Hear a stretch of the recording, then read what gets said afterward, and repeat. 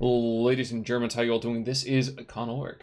It's a Stringaroo. Hello, hello, hello. And right, you know what? I'm looking at this map. I can't even place this map. Where are we today, sir? Who's even here? Well, we're on Lenina. And on the left-hand side in the blue, we have PaladinLepa playing 11th SS.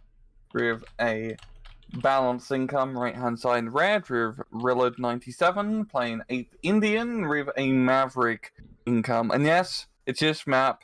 The Ardos is doing the cheese thing of just bombing the road and gets a very good hit. But this is a terrible map, as everyone knows. As region readers don't cover it. But it's been years since we've covered Lenina. And you know, I thought, Con, it'd be fun as an experiment if we're seeing if, you know, the matches on here have gotten any better. So here we are. Well, right now I kind of feel like there is some random meme. I think it might have been for tabs or something. You know, the totally awesome battle simulator, whatever the heck it was. It's like two groups of guys literally just running together and just kind of collapsing over one another. And I kind of feel like that's how these guys have set up the beginning of this match. Yeah, this map is basically one lane in League of Legends or Dota 2. You just grind. You just explode each other. You just buy tanks. You buy aircraft. You buy artillery. You need a lot of artillery. And you're just gonna have to grind. And as you can just see, it is just a complete cluster in the middle. Just Gurkhas, rifles, Indians, all over the bloody place. You know, you were saying that, and first of all, the old man in me was like, ARAM. But you're absolutely correct. I think the other reason about this, too, is that 8th Indian, we don't see these guys ever. Like, I don't know the last time we covered an 8th Indian match. Yeah, it's been a while. It has been a hot second or two. And I'm pretty sure somewhere there's a civilization version of Gandhi that's like, yes, I'm going to send nukes your way because of this. So I feel like we're compelled by, you know, the spirit of the machine that we have to cover this here too. Yeah, and Dave Indian are getting a pretty good bridgehead in the middle here. They've managed to get past the little annoying choke point area of the map. And there's not a whole lot of Germans in front of him. Actually, a decent investment in armor and anti-tank from PaladinLepa. Also, he doesn't have a whole lot of ground forces because he banked a lot into the very expensive aircraft at the start. So he's going to have to make up for it. I'm actually surprised he's investing a lot in support equipment and not just boots on the ground. Yeah, but I think he's doing the thing that you're talking about, that since it is a super grind match, it's not going to be something where you have to go and immediately rush troops to the front. Now, I disagree. I'm with you. I would rather have, you know, a couple guys with a pulse on the front line as opposed to putting 4 guns 300 yards back. Because I'm seeing right now these 45 mils, these not even door knockers, the Russian stuff in the first place. So this is not going well. When a Sherman 5 is laughing off your rounds, you know you're not doing something right.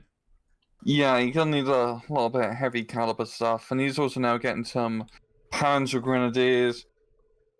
You know, he is also playing the balance income, so this map is just a battle of attrition. I'm actually quite surprised Willard did take Maverick, because this isn't a very Mavericky map yet.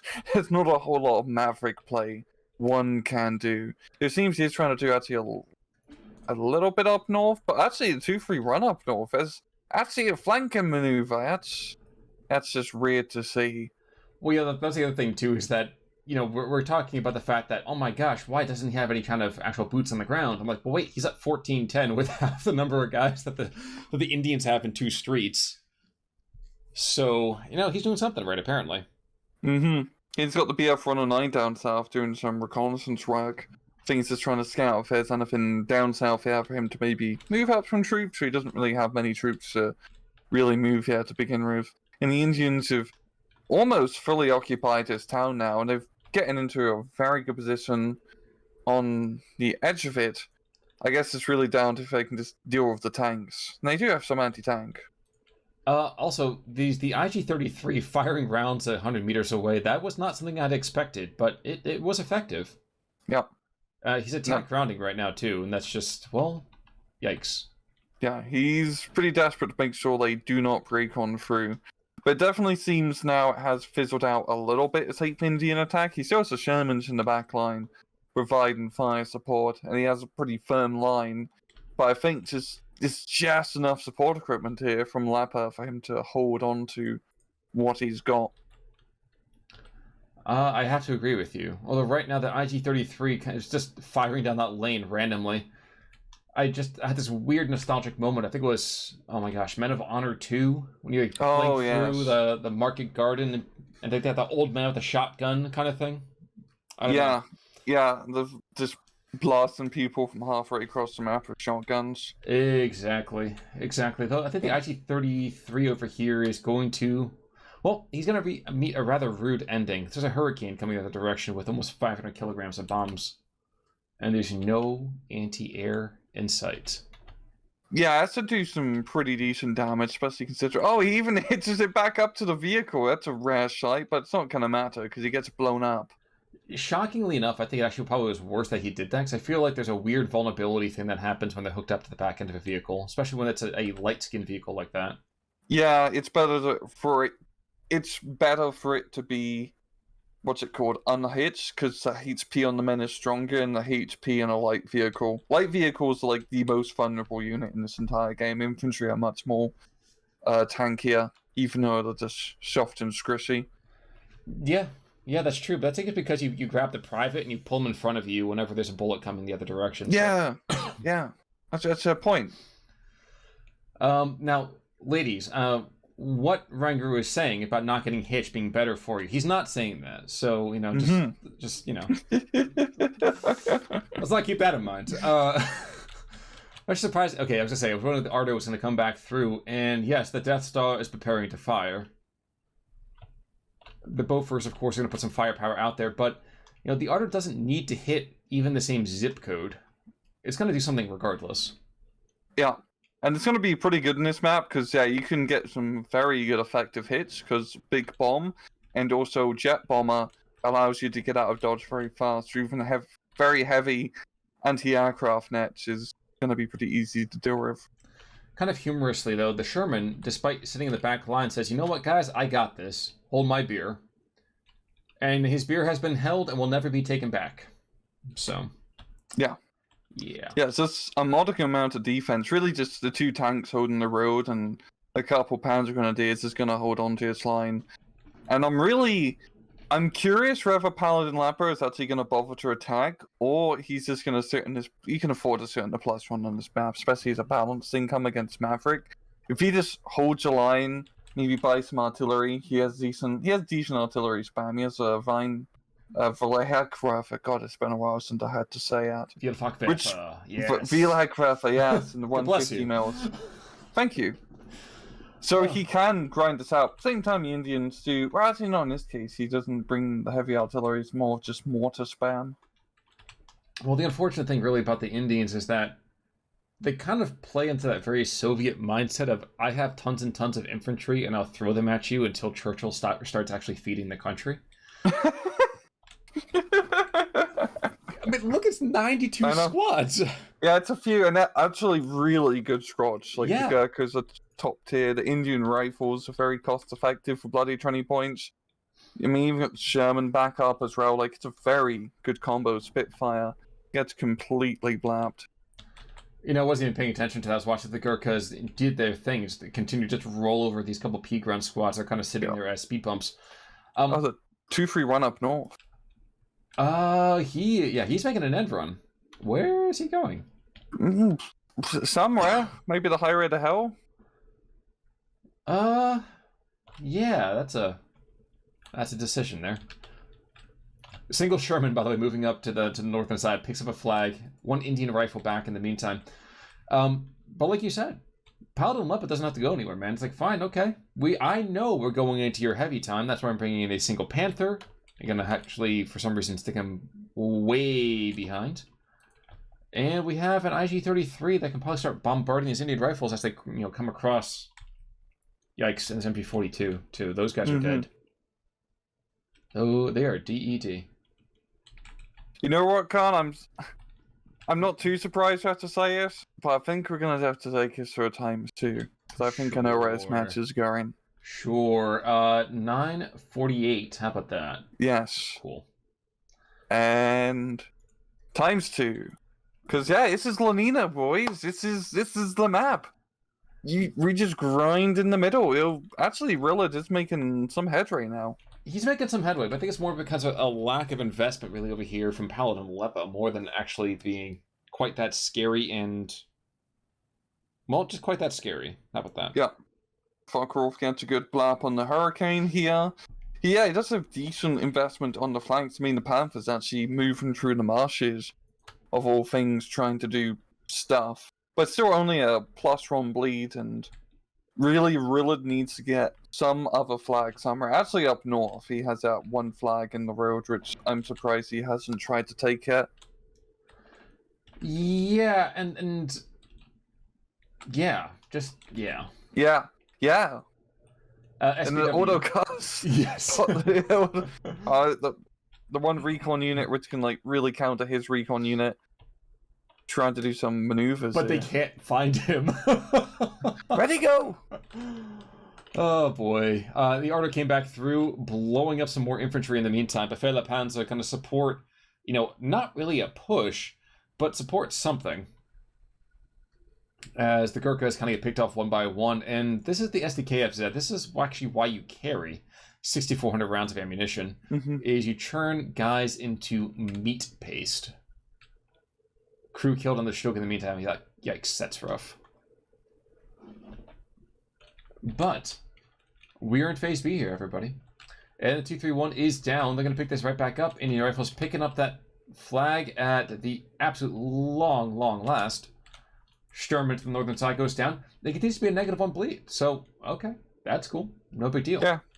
He's slowly holding on to it. We're seeing heavy investment of infantry now from PaladinLepa. I'm actually surprised that we haven't seen any artillery play yet, because this seems to be, especially now again, the B phase, you want to invest in the artillery, start grinding them down, and really set yourself into C phase to just completely blow up this town. Because usually this town is starting to look a bit like a crater roundabout now.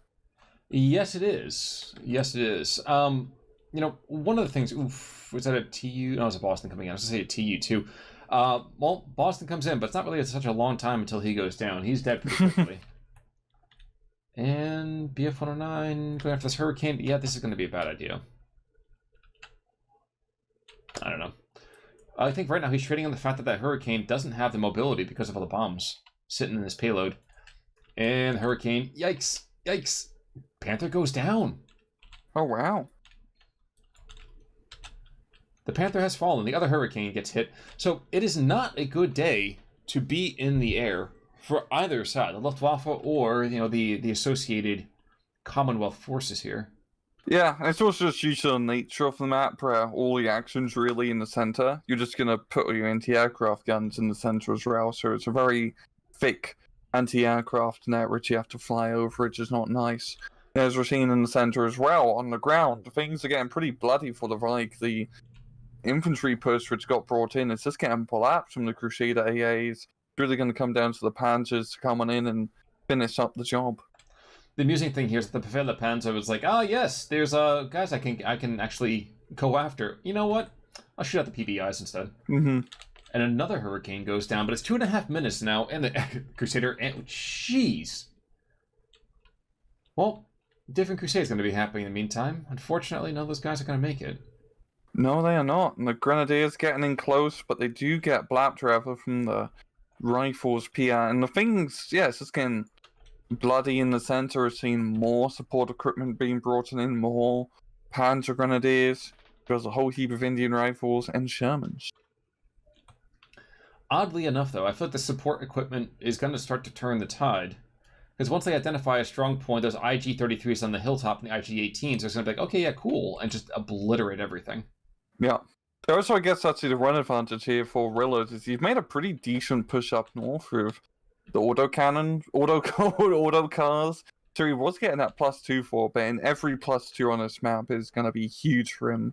Because we're about to hit into C phase, and that double income disparity is probably going to start being felt by the 25-minute mark. 25-pounder in the meantime, trying to find that equipment on the hilltop, not really able to do it super effectively. Jeez, Boston's are going absolutely ape. Surprised that they have not fallen just yet. Nope, one goes down. Second one taking ground fire. No, he's going to make it away, but he's going to probably change it out of his brown pants pretty soon. Mm-hmm. And the Sherman convoy is coming down the road. They are ready to rumble. Yeah, if he gets a bit too close, Well, he already is might too get a bit close. deadly. The pack's already engaging him. Now, thankfully for him, those packs are engaging, not with their whole kind of crazy hyper shot. Well, and they're engaging the IG-18 as well. So this is a blessing in disguise for the pack. He's going to take 2. Third one as well? Oof.